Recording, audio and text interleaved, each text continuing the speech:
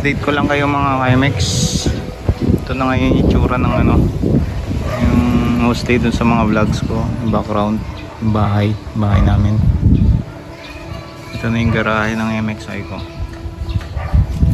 Yun na ngayon ang itsura. So ongoing kasi yung demolish at papagawa kami ng bahay. So ayan,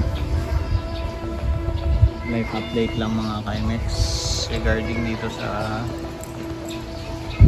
background saan ako gumagawa. Ayan, ay unti-unti nang mawawala at mababago yan.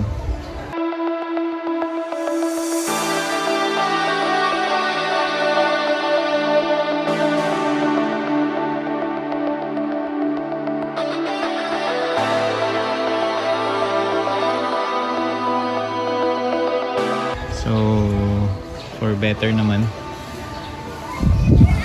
ka-upgrade tayo mga KMX.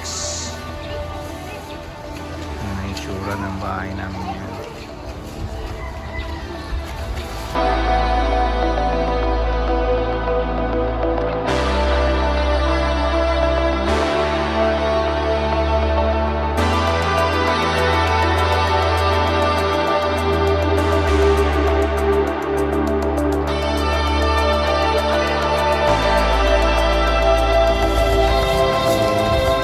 Tatagal kasi nito is ang projected is 3 months.